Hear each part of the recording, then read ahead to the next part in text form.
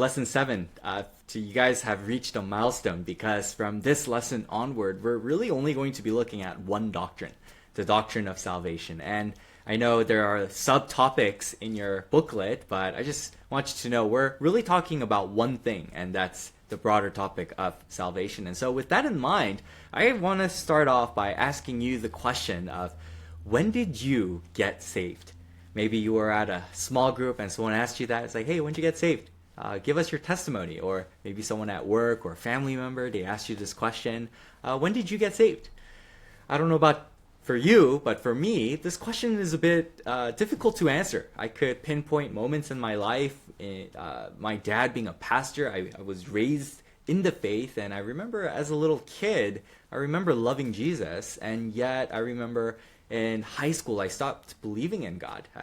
I rejected Christianity as something that was irrational, unbelievable, and so I tucked God away in a corner, stopped believing in him. And then later in high school, I came to intellectually believe that God is real, that God makes sense, but I never followed him. It was only until college when I really dedicated my life to Christ and really try to obey God in self-denial, carrying my cross. And so when did I get saved? Why do I pinpoint my high school days, my college days, my childhood days? When did I get saved? When did you get saved? How do you know? You know, this question gets even more difficult to answer when you consider the Bible and in how the Bible talks about salvation.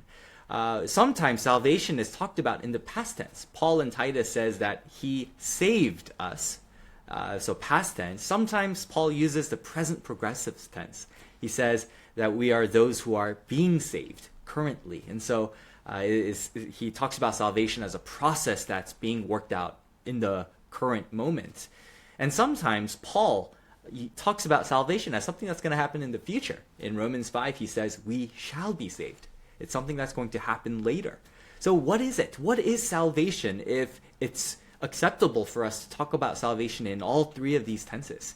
And so this really shows you that when we talk about the concept of salvation, we really have such a very narrow little sliver, just one moment of conversion as our understanding of the moment when we quote-unquote got saved. And so that's why we need lessons 7, 8, and 9 to really unpack salvation for us, because it's such a broad topic and there's so much going on in how we are redeemed by God. And here's really a foundational text, Bible verse that will be relevant for us as we move on from 7, 8 to 9. But it's in Romans chapter 8. Let me just read this for us. Look at how Paul talks about salvation. He says this: for those whom God foreknew, he also predestined to be conformed in the image of his Son, in order that he might be the firstborn among many brothers.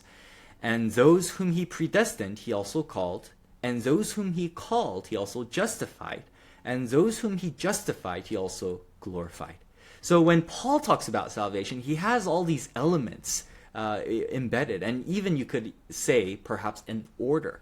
And with that in mind, when we talk about salvation, there's a process that's involved. And so theologians like to call this the quote-unquote order of salvation. And the reason I put order in quote marks is because when we look at these 7 elements, this is not necessarily the chronological order. It's simply the logical order of what needs to happen first logically for us to really understand each of these elements. So the 7 elements that we're really going to be going over that's under this broad doctrine of salvation is predestination, gospel call, regeneration, faith, and these are the topics we're going to go over today, and then justification, sanctification, and glorification. Those will go on in the future weeks.